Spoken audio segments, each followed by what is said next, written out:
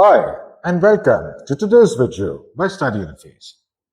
Yesterday, the 27th of August, the Australian government announced a new student visa cap for 2025, and we will decode this cap in today's video. The cap for 2025 has been set at 270,000 or 270,000 commencements. 270,000 is roughly the number of new commencements in 2023. So this does not represent a decrease. This actually means that 270,000 international students can start a new level or course of study in Australia from the 1st of January to the 31st of December 2025. This includes students who are already studying in Australia, who will start a new level, such as students who've completed a bachelor's in Australia and who will start a master's course in Australia in 2025. The 270,000 new commencements have been distributed across public universities, private universities and non-university providers, and the vocational educational training or VET sector. 145,000 seats have been allocated for 37 public universities in Australia. Remember, the total number of universities in Australia is 42. 30,000 seats have been allocated for other universities and non-university institutions like colleges. 95,000 seats have been allocated for the VET sector. The cap will be distributed across universities and colleges.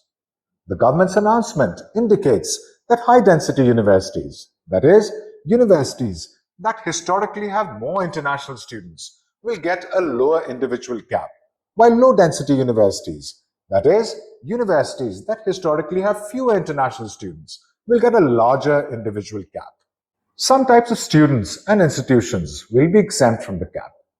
This cap will not apply to school students, research scholars, and international students who are admitted to standalone English language providers, that is, training institutes that only teach English and nothing else.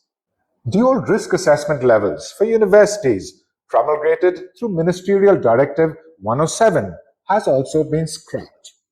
This means universities that had a risk assessment of 1 or 2, which is a low risk assessment, will not get any preferential treatment in the area of visa processing times.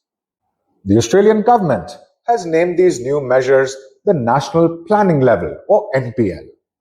The NPL is yet another significant development after the recently announced genuine student test. The Australian government says that the cap has been implemented to strengthen the integrity and sustainability of international education in Australia. This means that now there are fewer chances of students misusing the student visa for other purposes. If you're planning to study in Australia, here are some of the things that you should consider. Qualified and genuine students have nothing to worry about because now the emphasis will be on quality, not quantity. Universities will focus on admitting better and more genuine students. The cap, however, also means that now planning your student visa to Australia becomes even more important. You will also need much better advice on your plans to study in Australia. Join me in an on-demand counseling session for your plans to study in Australia in the new scenario. My name is Sanjay, and I am an EATC certified counselor for studying in Australia with hundreds of success stories behind me. To book your on-demand counseling session, simply register at www.studyunifees.io or mail me at sanjay@unifees.io. Thanks for watching today's video. For more insightful videos like this, like, share and subscribe. For the latest news in international education and also the best high-quality videos for your plans to study abroad, stay tuned to the Study Interface channel.